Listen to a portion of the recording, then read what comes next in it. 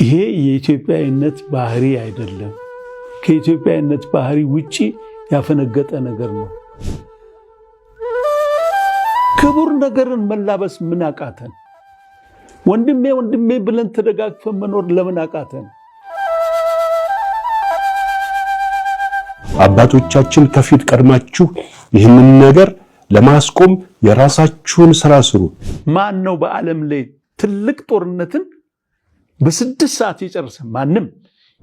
ይህ ችግር ወደኛ ባለመምጣቱ ምንም ማረጋገጫ የለንም። ሙስሊሞች ናቸው ገዳሙን የሚጠብቁት፣ ሙስሊሞች ናቸው ውሃ የሚያመጡት፣ ሙስሊሞች ናቸው ታቦት አጅበው የሚያስገቡት፣ ታቦቱም እንዳይሄድብን ያሉት ሙስሊሞች ናቸው። ሰዳቱ ተክለ ሃይማኖት ሙስሊም ኦርቶዶክስ ተዋህዶ ቤተክርስቲያን በአንድነት ይኖርበት ነው።